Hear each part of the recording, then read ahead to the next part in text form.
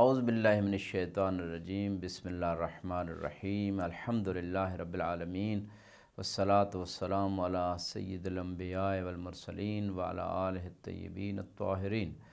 اما بعد فقد قال اللہ سبحانہ وتعالی فی کتابہ المجید بسم اللہ الرحمن الرحیم وقضى ربک ان لا تعبدوا الا ایاہ وبالوالدین احسانا صدق اللہ العلی العظیم۔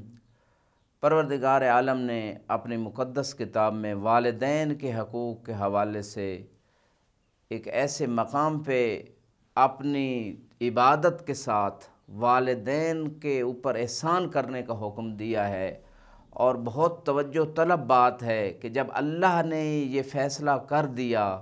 کہ اللہ کے علاوہ کسی کی عبادت نہیں کرنی اور والدین کے ساتھ احسان کرنا ہے، تو ایک کویسچن، ایک سوال پیدا ہوتا ہے کہ والدین کے ساتھ احسان بھی تو اللہ کی بندگی ہے،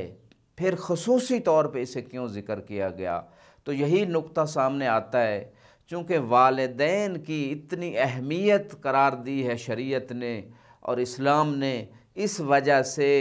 خاص کا ذکر عام کے بعد ہوا ہے کہ عمومی طور پہ عبودیت کا حکم دینے کے بعد خصوصی حکم دیا ہے کہ والدین کے ساتھ احسان کیا جائے۔ یعنی اگر کوئی انسان والدین کے ساتھ احسان نہیں کرتا تو اس کا مفہوم یہ ہے کہ اس نے نہ صرف خدا کے حکم کو ٹھکرایا ہے بلکہ اس کی بندگی خدا میں کمی لازم آتی ہے۔ تو لہٰذا جب امام سے پوچھا گیا کہ والدین کے ساتھ احسان کیسے کیا جائے تو معصوم فرماتے ہیں کہ حسن صحبہ، ان کے ساتھ اچھی صحبت یعنی اچھی معاشرت، اچھی زندگی، اخلاق کے ساتھ پیش آیا جائے،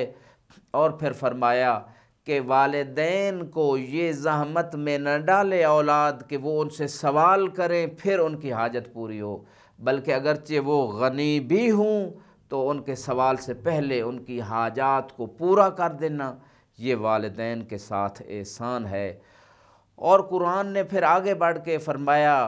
اما یبلغن احدہما عند الکبر احدہما او کلاہما فلا تقل لہما اف ولا تنہرہما۔ اسی صورت میں اللہ سبحانہ وتعالیٰ اسی آیت میں ارشاد فرماتا ہے کہ اگر ان دونوں میں سے کوئی ایک یا دونوں بڑھاپے کو پہنچ جاتے ہیں تو پھر ان کو اف بھی نہ کہنا اور نہ ان کو جھڑکی دینا بلکہ ان سے اچھی بات کرنا۔ اب معصوم سے پوچھا گیا کہ اف کیا ہے تو معصوم نے فرمایا اگر اس سے بھی کوئی کم کلمہ ہوتا تو خدا کہہ دیتا، یعنی اگر والدین اولاد کو جھڑک دیتے ہیں کسی وجہ سے تو ان کو اف نہ کہا جائے، اور اگر والدین روایت بتاتی ہیں اولاد کو مارتے بھی ہیں ان کی اصلاح کے لیے کسی وجہ سے، بلکہ بعض روایت میں اگرچہ ظالم ہی کیوں نہیں والدین، تب بھی ان کی طرف سخت نگاہ نہیں کی جا سکتی اور نہ ان کو جھڑکی دی جا سکتی۔ یہ والدین کے حقوق میں سے، جیسے کہ امام زین العابدین علیہ السلام رسالہ حقوق میں ارشاد فرماتے ہیں کہ اے انسان تجھے جاننا چاہیے کہ والدین تیری اصل ہے، اور جو خیر تجھے پہنچ رہی ہے وہ والدین کے ذریعے سے پہنچ رہی ہے، والدین کا اس میں حصہ ہے، والدین اس اجر اور اس نیکی اس نعمت میں شریک ہیں، اور ان کے اس شکر اس نعمت پہ ان کے شکریہ کو انسان نہیں بھولنا چاہیے۔ فلا تقل لہما اف ولا تنہرہما وقل لہما قولا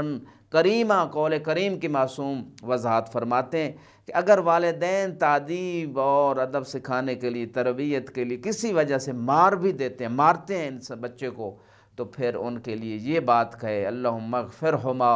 کہ پروردگار میرے دونوں والدین کو بخش دے، یہ قول کریم ہے۔ یعنی کتنا خوبصورت دین ہے۔ آج دنیا میں اولڈ ہاؤس بنائے جا رہے ہیں اور دوسری طرف والدین کو زحمت سمجھا جا رہا ہے، دین نے ان کو رحمت قرار دیا ہے، اور یہ ایسی رحمت ہے والدین جو دنیا میں بھی اولاد کے لیے رحمت ہیں اور آخرت میں بھی رحمت ہیں، اور اتنے حقوق والدین کے قرار دیے ہیں۔ کاش اگر کوئی اسلام کی حقانیت کو سمجھنا چاہتا ہے، اسلام کی صداقت کو سمجھنا چاہتا ہے، تو اسی ایک فرمان الہی اور قرآن کے اس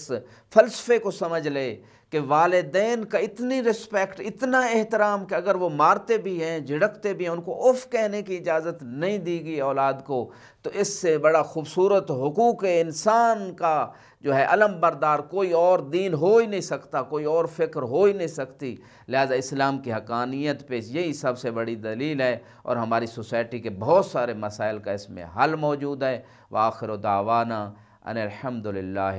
رب العالمین۔